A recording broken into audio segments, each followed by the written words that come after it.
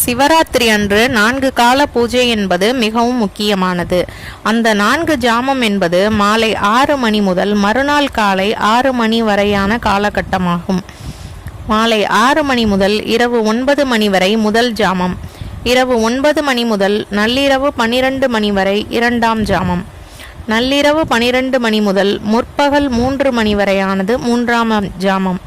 அதைத் தொடர்ந்து காலை 6 மணி வரையான 3 மணி நேரமும் 4ஆம் ஜாமம் என்று பிரிக்கப்படுகிறது.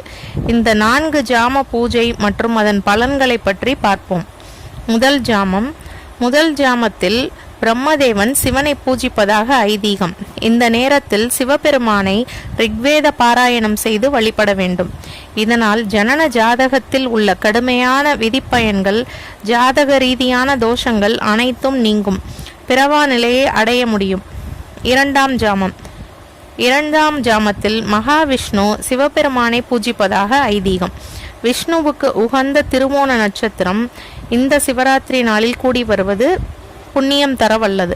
இந்த 2ஆம் ஜாம வேளையில் யஜுர் வேத பாராயணம் செய்து சிவனை வழிபட வேண்டும்.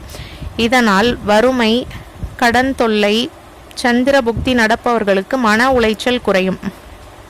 மன வளர்ச்சி குன்றிய குழந்தைகளுக்கு 2ஆம் ஜாம பூஜையின் அபிஷேக நீரை பருக கொடுத்தால் சித்த சுக்தி உண்டாகும் என்பது நம்பிக்கை. 3ஆம் ஜாமம் 3ஆம் கால பூஜையை சக்தியின் வடிவான அம்பாள் செய்வதாக ஐதீகம். மகா சிவராத்திரியின் உச்சகட்ட வழிபாட்டு நேரம் இது. இதனை லிங்கோத்பவ காலம் என்று கூறுவர். இரவு 11:30 மணி முதல் 1 மணி வரையான இந்த நேரத்தில்தான் அடிமுடியாக நின்ற ஈசன் மகாவிஷ்ணுவுக்கும் பிரம்மனுக்கும் லிங்க ரூபமாக காட்சியளித்தார். மகா சிவராத்திரி விரதம் இருப்பவர்கள் லிங்கோத்பவ காலத்தில் இறைவனுக்கு நெய் பூசி வெந்நீரால் அபிஷேகம் செய்து மலர்களினால் அலங்கரிக்க வேண்டும். அதோடு சாமவேத பாராயணம் மற்றும் சிவ சகஸ்ரநாமம் உச்சரிக்க வேண்டும். தமிழ் வேதமான தேவாரத்தில் உள்ள இருநிலனாய் தீயாகி எனும் பதிகத்தையும் பாராயணம் செய்யலாம்.